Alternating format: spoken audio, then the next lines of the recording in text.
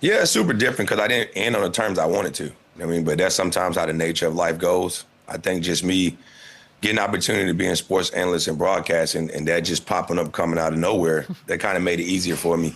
But I'm also enjoying the time I get to watch my boys grow. You know what I mean? They're 6 and 5. They're in first and kindergarten and they're getting into sport. So if I was playing, you kind of miss those times of traveling a lot.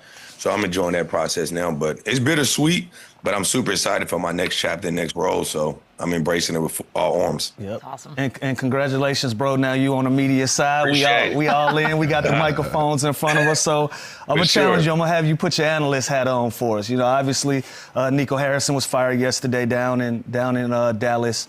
And, you know, one of your Kentucky brothers in AD is still down there. Give me your thoughts. Total rebuild, blow it up, or do you build around AD? Do you wait for Kyrie to come back? What would you do if you were in that position? For me, I wish that AD was like, injuries are part of the game. We can't control that. And, that's what AD's kryptonite has been the last couple of years of most of his career. I wish he was healthy so they could try to see what they have and wait till Kyrie come back. But I think at this point, AD's probably done with it. To be honest, I don't want to speak for him, but he's probably want to move forward. And, you can't believe everything you hear on the news, but you've been hearing he want to go back to Chicago and see what's going on.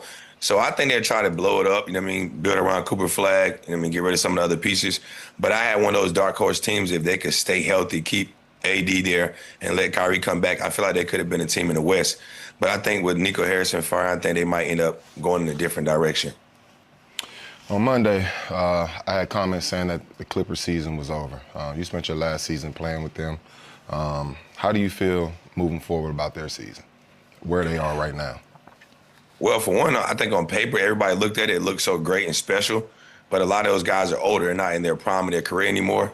I think the most important thing, everybody has always said, of all three of us being to play with the Clippers, is health. Can they stay healthy? Can they be a team that figured out? I think with Brad going down, that's definitely going to hurt them unless they get that injury exception that they can try to find somebody or hopefully make a big trade. But they lost their last 6 games. They've been struggling. Kawhi hasn't been there with ankle injury. Brad just had the hip thing where he's done for the season. And James is trying to hold the fort by himself. So I don't think there's one of those teams that has a chance to win a championship like everybody thought at the beginning of the season.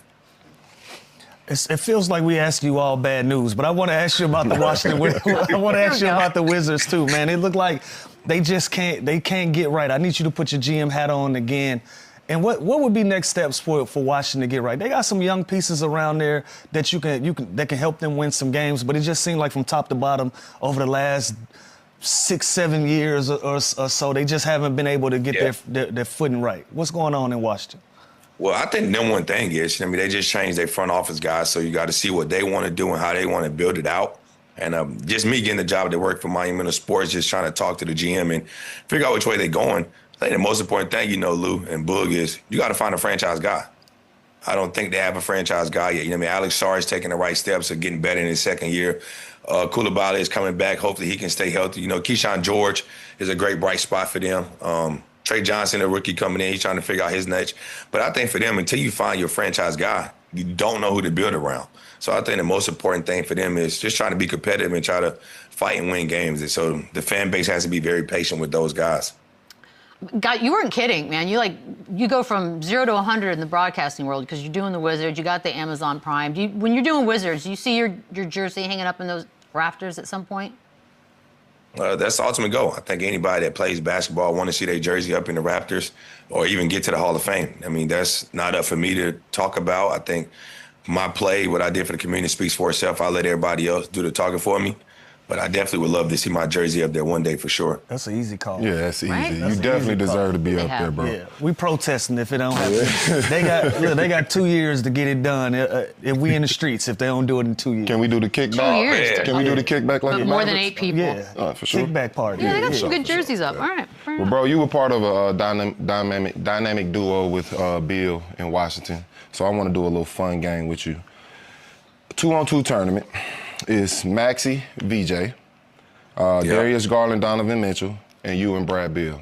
Who are the winners of that, in your opinion? We win. Yeah. We winning. You thought he was going to say something different than that? I'm going to tell you exactly why we going to win. Oh, I like that. I tell you exactly why we win, and it's not just because of me and Brad. Out of all those point guards, Maxey and Garland, they definitely shoot the ball better. They're very explosive. but we both can guard. Like, I take pride in guarding my position, and I don't think none of those guards can stop me. And then if you try to put the point guard on Brad, they're too small. So I feel like we win that. But those are two great backcourts. Donovan Mitchell is having a hell of a year so far. The main important thing is can Garland stay healthy. I think he re-injured his toe recently. And VJ Edgecombe has surprised me a lot what he has done offensively. I knew he was great defensively. I knew he was athletic. He had a great couple of games early on, but I think he's still trying to find his niche. But Maxey is a guy that's balling. You know, another Kentucky guy. You know how it go. Yeah. And another duo you guys can put in there is right now we're talking about Luka and Austin Reeves being another dynamic duo. Yeah. And out in L.A., they're trying to figure out how they're going to work LeBron back in there. But they had a big blowout loss yesterday. Do they need LeBron back ASAP, or do you feel comfortable where the Lakers are as structured? You know how I go, Lou. You know, like, the team be winning, everybody playing with it. Like, okay, we don't need Bron back. Let him take as long as he want. I think with them is just we all trying to figure out what LeBron role is going to be when he come back. You know what I mean? For his whole career, he's always been ball dominant, been that guy.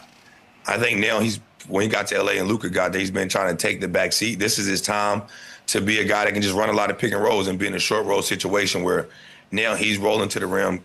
Either he's dunking on your center or throwing lobs to Aiden or kicking out for threes. Be a playmaker. I think they need him for the long haul, but I think at the same time, you know, you just seen a championship team that don't have two of their starters and two of their main guys come in and put belt to the Lakers. I mean, I think that lets you know how far ahead the OKC Thunder is. Like, no matter who steps on the floor with their organization, their coaching staff, and with Shea being a leader, they feel comfortable they could be anybody.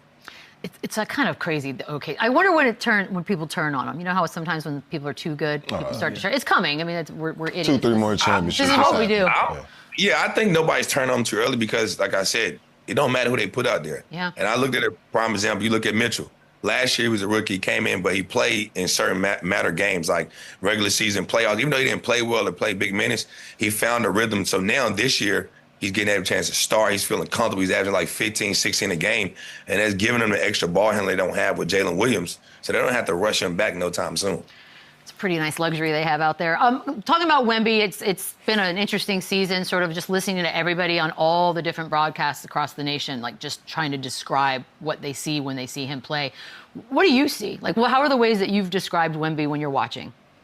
Don't they call him an alien? Yeah, call him the alien. Alien, unicorn. Nothing you can do Yeah. with it. It's not, whatever you want to call. One thing I said, though, I was like before, when he struggled those two games, how like Phoenix guarded him, and then he went to the Nets game, I was like, when they played the Lakers, when he catch the ball in the post, he don't have to rush. Like, he's 7'4", 7'5". He don't have to rush. I think sometimes he catches, he's already thinking about scoring. I'm like, now you just got to, as a player and as a team, to watch film. If they're sending two, somebody has to flash at the nail. You keep a great shoot on the opposite end. And I think that'll help him out. But when he got it going, it's nothing you can do. I know Boogie's like, he's a fast track to being the best player, but then we got Jokic, who every single time you think you want to name someone else the best player, he drops 55. He don't count. What he did last night don't count. He got 25 in the first quarter, 33 and a half.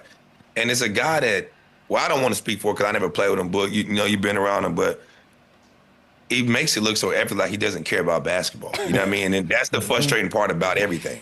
You got guys that put all the work in, have to do all this, and he just out there floated. Like, he had one floater last night.